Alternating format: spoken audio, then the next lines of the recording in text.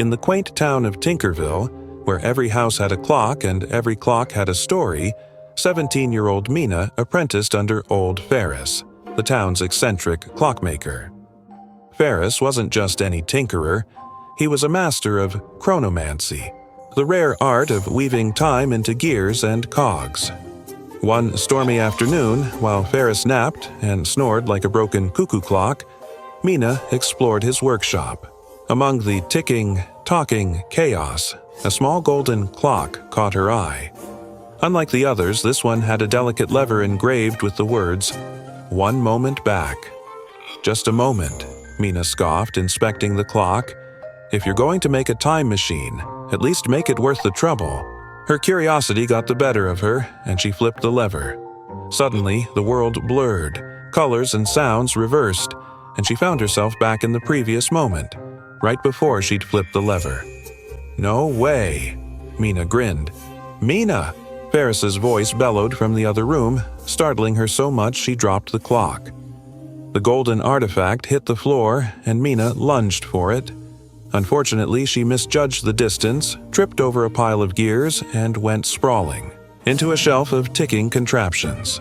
The resulting cascade of clocks and springs could have been a symphony of chaos. Ferris stormed in, his wild gray hair standing on end like a frazzled owl. "What in the name of time's tapestry are you doing?" Mina held up the golden clock, her face reddening. "Research?" Ferris's eyes widened. "You touched it?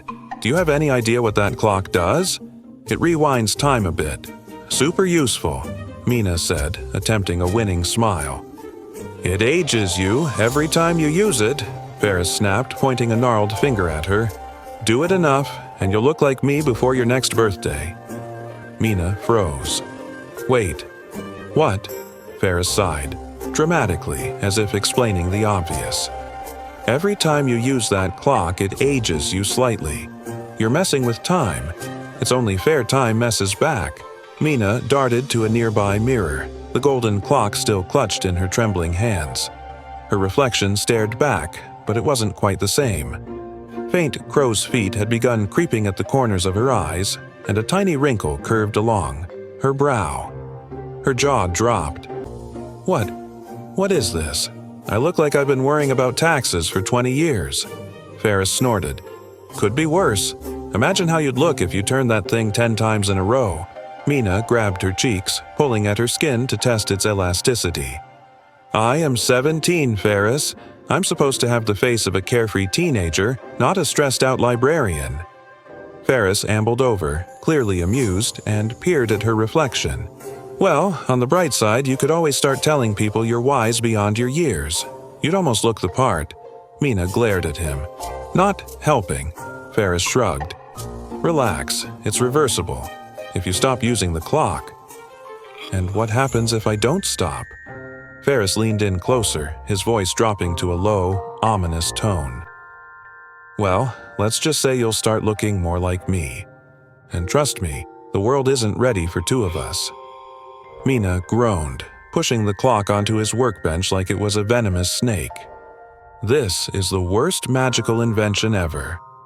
"On the contrary," Ferris said with a grin, picking up the clock. "It's one of my finest. Teaches responsibility and humility, all in one tick." Mina threw her hands up. "Responsibility? Humility? What about the part where it ruins my complexion?" Ferris only chuckled. "That, my dear apprentice, is a bonus lesson. Vanity is fleeting, but wisdom is timeless." Mina stared at her faintly lined face one last time before muttering, "I'm never touching that thing again." She wasn't entirely sure if Ferris was right, but one thing was certain. She'd be investing in a very good moisturizer. Clockwork chaos. What would you do if every mistake aged you a little more? Would you take the risk to rewind time, or let life's chaos play out? Stick around to see how Mina handles this ticking dilemma. And don't forget to like this video and subscribe for more magical adventures. Next day, as Mina swore to avoid the clock forever, disaster struck. The mayor's prized rooster, Clucksworth, escaped during the town festival and caused pandemonium. People screamed, pies flew, and Clucksworth terrorized the crowd like a feathery tyrant. "Someone catch that bird," shouted the mayor, shaking, a baguette like a sword. Mina, in a burst of misplaced confidence, lunged for Clucksworth, tripping over a barrel of cider. As she went down, the rooster flapped onto a table, squawked, and sent a steaming bowl of stew flying into the mayor's face. Embarrassed, Mina grabbed the golden clock from her satchel. Why she hadn't returned it was anyone's guess, and flipped the lever. Time rewound. Mina found herself standing upright again, staring at the same barrel of cider.